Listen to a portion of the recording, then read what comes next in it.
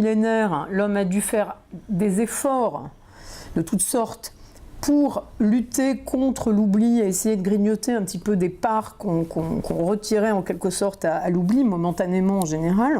C'était quelque chose qui nécessitait évidemment de l'invention, des efforts, des dépenses, des technologies, un savoir-faire, etc.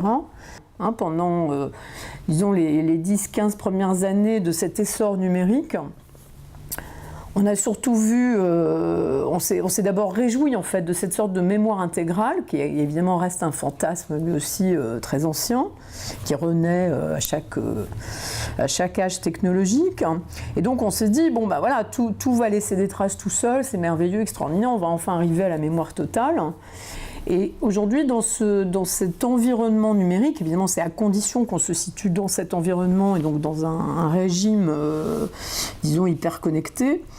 Dans cet environnement-là, il y a une sorte d'inversion qui fait qu'il va falloir au contraire aujourd'hui développer justement des efforts, des savoir-faire, des technologies, des politiques, non plus uniquement pour mémoriser, mais pour oublier en fait, c'est-à-dire pour réguler l'oubli.